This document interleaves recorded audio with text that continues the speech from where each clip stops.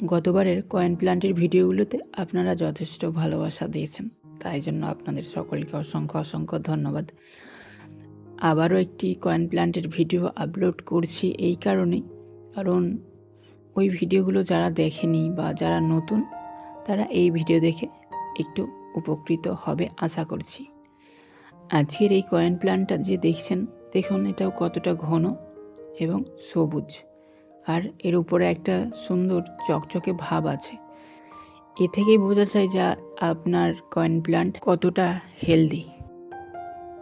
দেখুন আমার এই গাছে কিভাবে রানার চারিদিকে ছড়িয়ে পড়ছে। গাছ যেরকম ঘন হয়েছে তার প্রত্যেকটা পাতা সেরকমই চকচকে এবং সুন্দর সুন্দর হেলদি রানার বেরোচ্ছে। এই হেলদি রানারগুলো থেকেই আমরা খুব সহজেই কিন্তু প্লান্টেশন করে আরও নতুন নতুন গাছ করে নিতে পারবো। তাই গাছ যখন নার্সারিতে নিয়ে আসবেন, এই ধরনের বড় গামলাতে আগে বসাবেন, সেইখানে এই ধরনের প্রচুর গ্রোথ ভালো হয়ে যাবে এবং ঘন হয়ে যাবে। তখন এই ধরনের ছোট ছোট কন্টেনারে আপনারা ট্রাই করবেন যে ছোট ছোট ফ্যান্সি কন্টেনারে বসানোর জন্য। প্রথমে গাছটিকে বড় গামলায় বসিয়ে নেওয়ার একটাই রিজন হলো যে আপনার কাছে গাছের সংখ্যা অধিক হয়ে যাবে। যদিও আপনার একটা গাছ মারা গেলেও আপনার মেন যে গামলা তাতে প্রচুর পরিমাণে গাছ থাকবে, তো আপনি সেখান থেকে আবারও নতুনভাবে ট্রাই করতে পারবেন।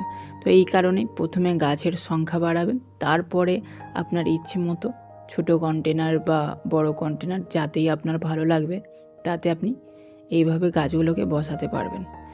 আজকের এই ভিডিওতে আমি আপনাদেরকে আমার এই বড় গামলা থেকে কিছু রানার কেটে তা প্লান্টেশন করে দেখাবো। রানার নির্বাচনের সময় আমাদেরকে কয়েকটা জিনিস মাথায় রাখলে খুব সহজেই কিন্তু কয়েন প্ল্যান্ট করা যাবে। এর রানার নেওয়ার সময় আপনাকে খুব যে বড় রানার নিতে হবে এমন নয়। 2 থেকে 3 খানা পাতা আছে এরকম একটি রানার নিতে হবে, আর পাতার গোড়া থেকে ছোট ছোট শিকড় বেরোচ্ছে এরকম রানার হলেই আপনার গাছ খুব সুন্দরভাবে সারভাইভ করে যাবে।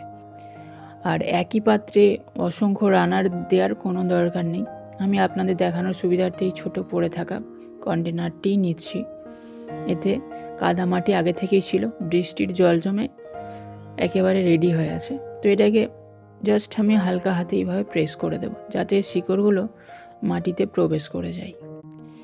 এইভাবে আপনারা বসালেই দেখবেন 1 থেকে 2 সপ্তাহের মধ্যে নতুন গ্রোথ চালু হয়েছে। এই গাছটির সবসময় খেয়াল রাখতে হবে যেন জল একেবারে শুকিয়ে না যায়, তাই জলটা সবসময় যেন এর মধ্যে থাকে সেই দিকটা একটু লক্ষ্য রাখতে হবে। আর এই গাছ বসানোর ক্ষেত্রে দোআঁশ মাটি বেস্ট, তাই চেষ্টা করবেন আঠালো জাতীয় মাটিতেই এই গাছকে বসাতে। আর চেষ্টা করবেন যে পাত্রেই আপনি কয়েন প্ল্যান্ট বসাচ্ছেন, এই ধরনের রানার বসাচ্ছেন, সেখানে অসংখ্য রানার একসাথে বসিয়ে দেবে না, তাহলে পরে রানার বাড়ার মতন জায়গা পাবে না, ফলে কিছুদিন পরেই আপনাকে রিপোর্টিং করতে হতে পারে।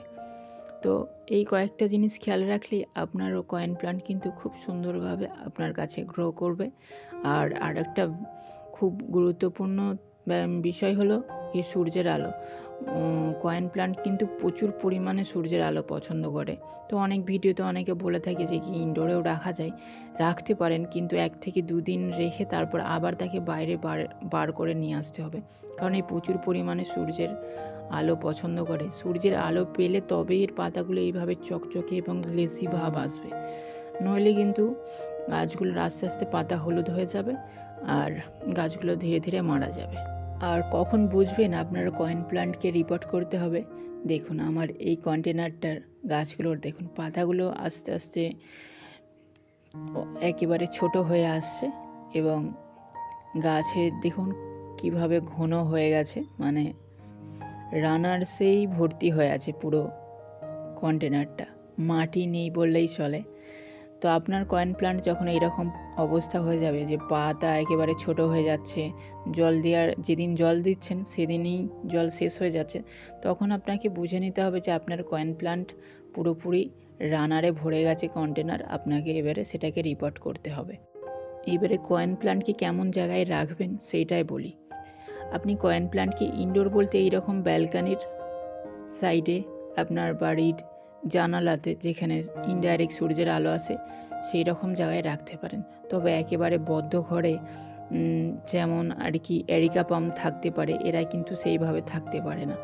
এদের জন্য খোলামেলা অন্তত ইনডাইরেক্ট সানলাইট অবশ্যই দরকার। আর একে খুব ভালো গ্রোথ চাইলে অবশ্যই তাকে ফুল সানলাইটে রাখতে হবে, নইলে কিন্তু কয়েন প্লান্টের যে আসল সৌন্দর্য, এর পাতা যে চকচকে ভাব, সেইটা আপনি সেইভাবে উপভোগ করতে পারবেন না। আশা করি আজকের ভিডিওটি আপনাদেরকে ভালো লেগেছে। ভিডিওটি যদি ভালো লাগে এবং ইনফরমেটিভ বলে মনে হয় তাহলে ভিডিওটিকে একটি লাইক করবেন। আর আপনি যদি আজকে আমার চ্যানেলে প্রথম হয়ে থাকেন তাহলে অবশ্যই চ্যানেলটিকে সাবস্ক্রাইব করে পাশে থাকা বেল বাটনটি ক্লিক করে দেবেন, যাতে পরবর্তীতে আমি ভিডিও আপলোড করলে আপনার কাছে নোটিফিকেশানটি চলে যায়। সম্পূর্ণ ভিডিওটি দেখার জন্য আপনাকে অসংখ্য অসংখ্য ধন্যবাদ। ভালো থাকবেন, সুস্থ থাকবেন, সর্বদা প্রকৃতির সঙ্গে জুড়ে থাকবেন।